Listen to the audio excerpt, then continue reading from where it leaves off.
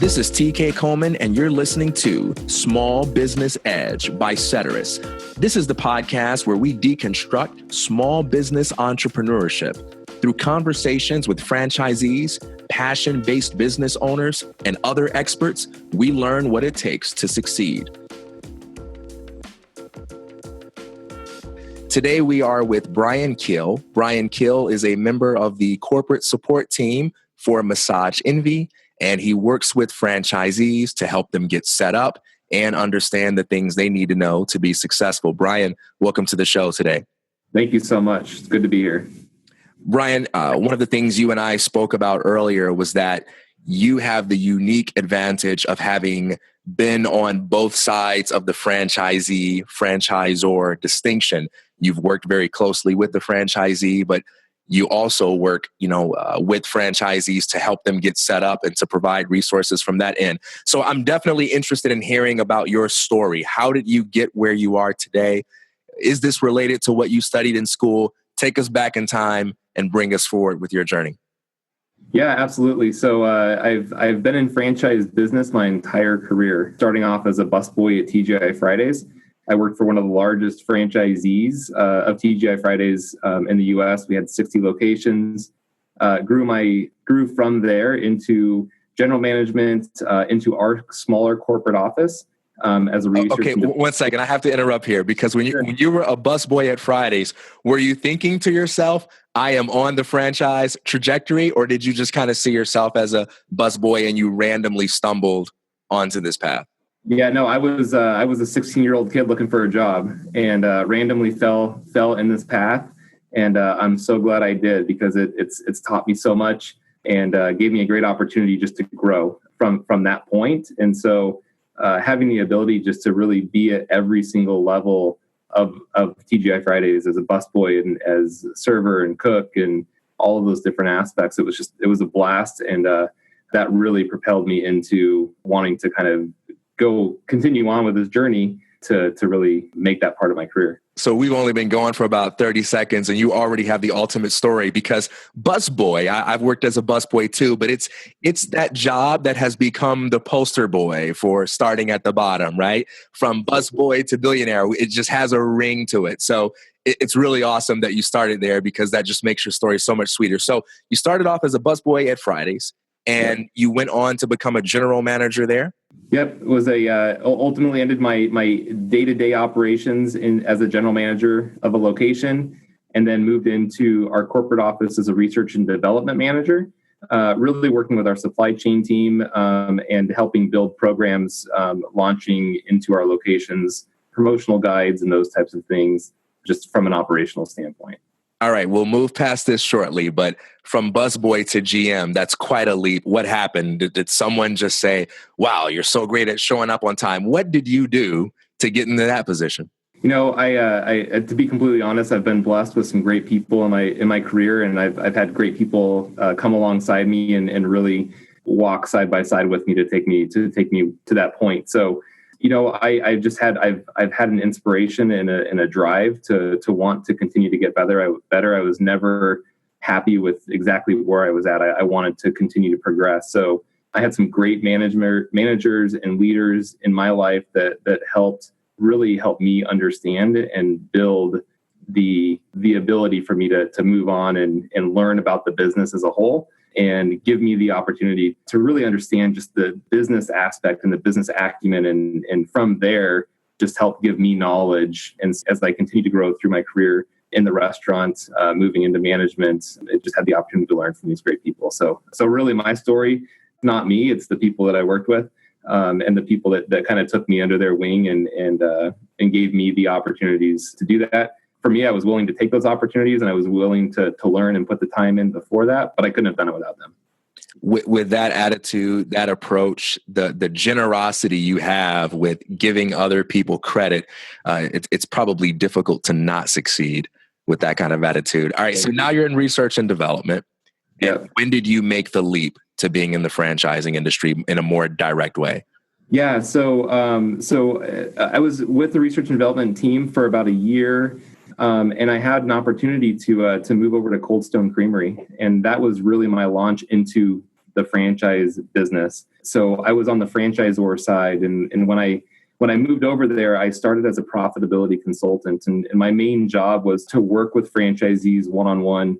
And we would go out and do symposiums. We do profitability symposiums. So every other week we were on the road in a new city, and we would spend an entire day just kind of talking about profitability as a whole. So going through P&Ls, and not in an accounting way because I'm not an accountant, but more in an operational way. How are you going to impact your P&L within your four walls? So we'd spend time doing that. And then I'd have the opportunity to go in and spend the rest of the week just one-on-one inside of locations, talking about food costs and budgeting and labor management and those types of things. And so it was just a really exciting time, being able to apply the operational knowledge that I had. And getting into the franchise world for me was just created this passion because being able to have the opportunity, and really at that point is when I learned this, but having the opportunity to work with people that have put their life savings into a business, and they rely on you to make decisions and help and support. It did something for me that was just really exciting. And that's where I started my career in the franchisor world, working with Cold Stone Creamery. So let's explore that a little bit more. We know what a franchisee is, right? The first thing people think of when they win the lottery is, I'll buy a McDonald's. We know that we can pay for a license to own a franchise. But what does life look like from your perspective as a franchisor? What are your concerns, and how do those differ from that of the franchisees? And what value do you try to provide them with? Yeah, well, I think first and foremost, every single time I talk to a franchisee, every time I'm with a franchisee, my goal is to bring value. I've learned a lot. I've failed a lot as an operator, and so I try to walk in and just share some of that knowledge that I've created and some of the opportunities that I've learned from, to hopefully prevent them from maybe falling into that same trap. But for me, I just want to go in there, and it's all about coming by their side and working shoulder to shoulder and working one-on-one with them, and just being in it together. We're partners in this. I'm going to do what I can do to help you and come to your side and really work one-on-one with you to help you understand the business, move your business forward, and really drive your ultimate goal, which is the profitability of the business and potential growth from that point forward. Now, when we unpack that, what does that look like? Can you give me an example or two of how you try to create value for them, how you try to help them be profitable? Yeah, I think it's there's so many things that you could go with in terms of that. When you walk into a location and you're working with a franchisee, you've got to identify where their struggles are at and where they may be, where they may be struggling in terms of how you can focus your attention. So I would say every single time I walk into a location with a franchisee, I'm going to have a completely different conversation with them because their situation is going to be completely different than the person that I'm going to go to next. And so it's really, for me, I've got to identify and uncover exactly what it is that they need help with, where they may have issues or struggles, and really get into that. And a lot of times it's interviewing them a little bit to try to dive in a little bit more after you've looked at some of their numbers and those types of things. But yeah, it's identifying the challenges and then coming about, really working and diving into those specific ones. But everyone's got their own unique challenges that they face. And so that's one of the things that I love about what I do and working in, it's never the same challenge. I'm sure your clients really appreciate what sounds to me like an individually tailored process. There's no cookie cutter approach to making franchisees great. I often ask, what are the common mistakes people make?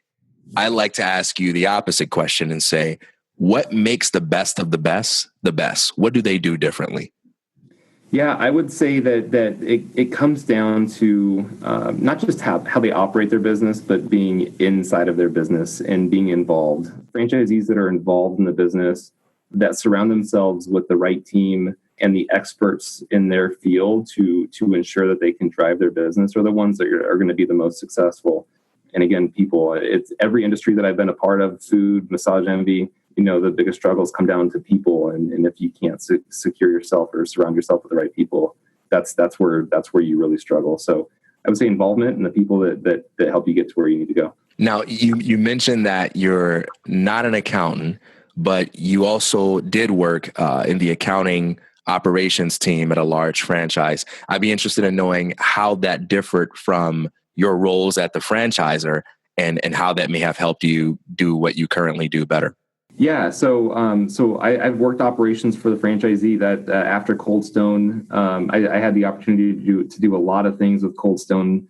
I did international operations and strategic alliances, and so a lot of opportunities. But then I moved over to the franchisee side, and I felt at the time that was one of the pieces of my career. My passion is franchising, but to never really do it with a franchisee and never be a part of a franchisee, it's really hard to sit back and really truly understand what it is exactly that they go through and what the impact of decisions that a franchisor makes has on a smaller business like that. And so I had a great opportunity to work for a franchisee with Massage Envy, and they were in a growth phase, and it was a lot of fun. Spent 4 years, but at the end of the day, my goal was to get back to the franchisor level. But that was definitely something that helped me, and really changed my mindset as I go back into the franchisor side now. It really affects the way and impacts the way that I look at the business even more now, and some of the decisions I make. And when you're sitting in meetings and going around the table, my conversation's a lot different now that I've been on their side. It's, I tend to be the one sticking up for the franchisees a little bit more now in our meetings. It was invaluable experience. Now have had the opportunity to live with them and kind of, grow with them. I can see the pains that they struggle with, and it's definitely helped. Brian, for those listeners who are interested in starting a franchise or perhaps expanding into a new concept, what would you advise them to look for in a new concept? Yeah, I would definitely advise them to look for something that they're passionate about. It's really hard to get into a business that you're not necessarily passionate about. And we talked a little bit earlier about the successful ones as well. And that's another thing that I missed is you've got to be passionate about what you do. And Massage Envy is a great brand because we're passionate about helping people and bettering their lives. And we've got a great network of massage therapists and estheticians that get to impact people's lives every single day. And a lot of people just love to be a part of that. The other thing that I would look for is obviously it needs to be financially sound. It's got to be a good, strong business, good, strong AUVs, average unit volumes, and something that you've definitely done your homework on in terms of ensuring the profitability and the success of those locations. And lastly, again, I go back to the team, but surrounding yourself with the right people to then take it to the next level and get it going and move on. So I'm really curious about you going right to passion and emphasizing the value of that, because follow your passion has come under great attack recently. In fact, Cal Newport has a really popular talk called Follow Your Passion is Bad Advice. And it's become associated with cliche like, oh, just do what feels good. And you're not a cheesy motivational speaker. You're out there absolutely crushing it in the business world and helping other people do it as well. So what are you seeing that's causing you to say, follow your passion? And what separates your saying that from the cheesy motivational speaker that just tells us to go after our dreams, no matter how crazy they are? Yeah, I think it's easy to get into the cheesy mentality of go after your dreams. I mean, I had a dream of being a basketball player, but I wasn't tall enough or skinny enough or couldn't jump as high enough to do it. When I say go after what you're passionate about, I mean, I guess the biggest thing is the franchise world and just business in general. I mean, if you're passionate about something, I can see that passion when you put your money where your mouth is. You're going into it, again, back to the whole life savings thing. Our franchisees put their life savings into this business. And if you're willing to put up your entire savings to get into a business, and a small business too, you gotta be passionate. You've got to be able to want to wake up every single day and go do what you do. But I always go back to if I'm willing to put my life savings up, I better be passionate that I'm going to be able to do it. And that's why personally for me, I just love the franchise business because I love working with passionate people and I see passionate people, and passion doesn't always mean that, it's rah, everything's great and all of that. Passion can come out on the opposite side too, where you have some really good, challenging conversations with folks, but you know that you're doing it from the same place that you want to get better and that you want to improve. And so that's where I see passion. It's really how people want to improve where they're at in their business and really get into something that they love. one thing I gather from what you're saying here is that passion is one of those things that can show up in a variety of ways, including some non-stereotypical ways. You can have someone that's passionate about the product, but then you can have someone that's passionate about the system, the way the franchise itself runs. And even though they might be, I appreciate the product, but I'm not passionate about it, they're so passionate about the system, they can really deliver at a high level. So, yeah. Or you have those that are passionate about giving people opportunities and people careers. I've had that opportunity to work with those folks too, that they've, maybe they get into the business because they're really passionate about those opportunities and creating opportunities for folks. And so now they're on the people side of it. So you're absolutely right. I think there's nothing equal about it. Brian, what's the one thing you are most passionate about more than anything else? My faith and my family. The two most things that I'm most passionate about. Well, that definitely shines through. I appreciate you sharing your story and your insights with us today. If anybody wants to know more about you, the work that you do, how can they find more information? Yeah, they can follow me on LinkedIn. They can just do a search for Brian Kiel. Definitely connect with me and message me, and let's have some conversations. It was a pleasure speaking with you today, Brian. Thanks for joining us. Thanks, TK.